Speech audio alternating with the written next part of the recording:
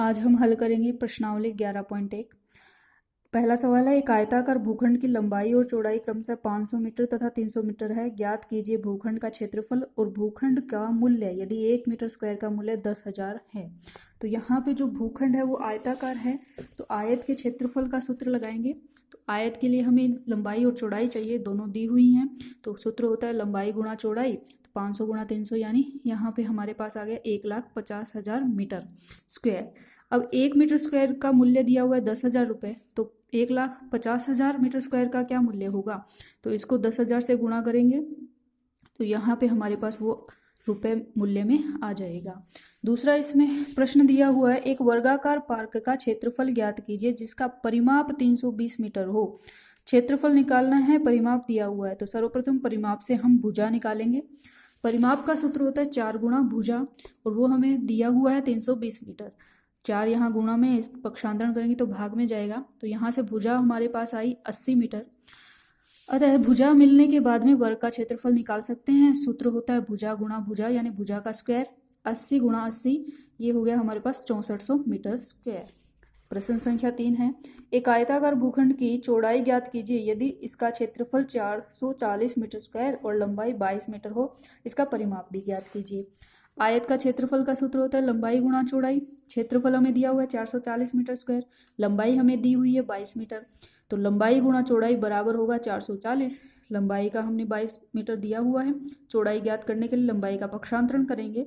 Metre square से metre cancel हो गया, 440 का 22 का भाग दिया तो ये गया 2 बार, ये 0 का 0।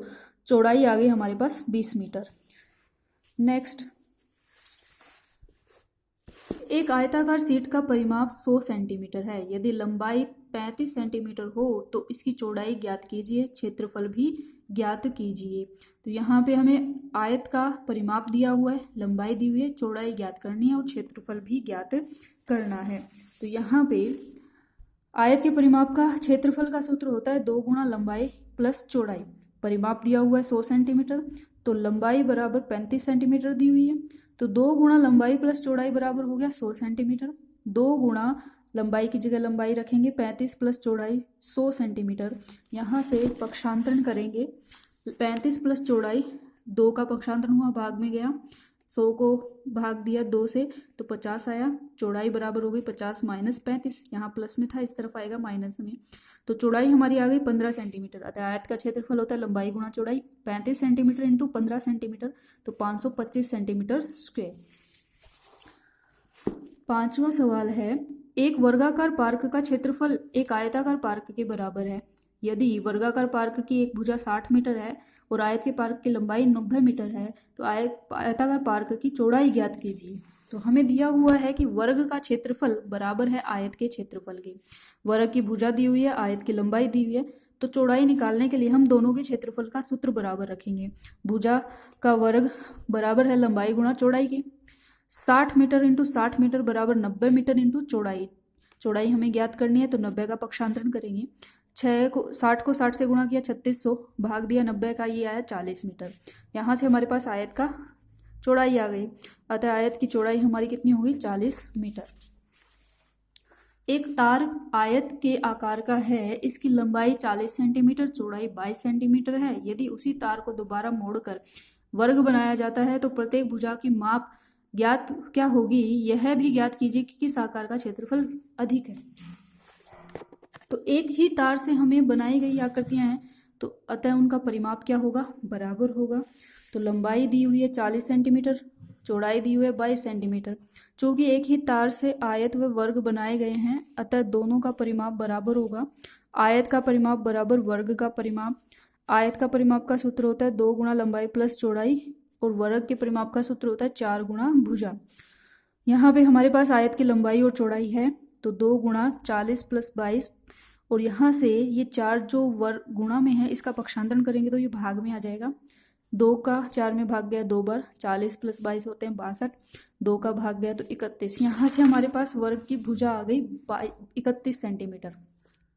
वर्ग का क्षेत्रफल निकाल सकते हैं, भुजा स्क्वायर 31 का स्क्वायर होता है 961 सेंटीमीटर स्क्वायर, और आयत का क्षेत्रफल होता है लंबाई गुणा चौड़ाई 40 गुणा 22, ये हो गया 880 सेंटीमीटर स्क्वायर। तो यहाँ से हम देख पा रहे हैं 961 ज़्यादा है 880 से, तो वर्ग का क्षेत्रफल क्या हो गया, अधिक हो गया आयत से। प्रश्न संख्या 7, एक आयत का परिमाप 130 सेंटीमीटर है। यदि आयत की चौड़ाई 30 सेंटीमीटर हो तो आयत की लंबाई ज्ञात कीजिए, आयत का क्षेत्रफल भी ज्ञात कीजिए।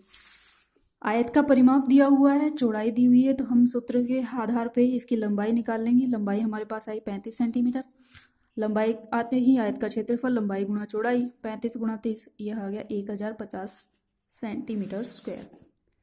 2 मीटर लंबाई और 1 मीटर चौड़ाई वाले दरवाजे को एक दीवार में लगाया जाता है। दीवार की लंबाई 4.5 मीटर तथा चौड़ाई 3.6 मीटर है। ये आकृति हमें दी हुई है। ₹20 प्रति मीटर स्क्वायर की दर से दीवार पर सफेदी कराने का व्यय ज्ञात कीजिए। तो यहाँ पे हमें दीवार की लंबाई चौड़ाई दी हुई है, दरवाजे की भी दी हुई है। तो जो सफेदी करवानी है वो खाली दीवार के इस भाग पे करवानी है, इस दरवाजे पे नहीं होगी। तो दीवार का पूरा क्षेत्रफल निकालेंगे और इस दरवाजे का क्षेत्रफल उसमें से माइनस करेंगे, तो हमें सफेदी करवाने वाला शेष भाग मिल जाएगा, उसको हम 20 से गुणा करवा देंगे।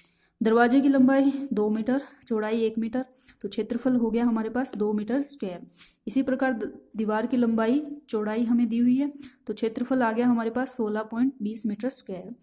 जिस भाग पे सफेदी करवानी है वो हमारा दरवाजे को छोड़ के है, तो यहाँ पे इसमें से कुल में से ये 2 मीटर स्क्वायर माइनस करेंगे तो 14.20 मीटर स्क्वायर आ जाएगा। अब सफेदी कराने का व्यय हमें दिया हुआ है, 1 मीटर स्क्वायर पे 20 रुपए लग रहे हैं, तो 14.20 मीटर स्क्वायर गुणा 20, ये आ जाएगा 284 रुपए। यहाँ हमारी प्रश्नावली 11.1 पूर्ण होती है। धन्यवाद।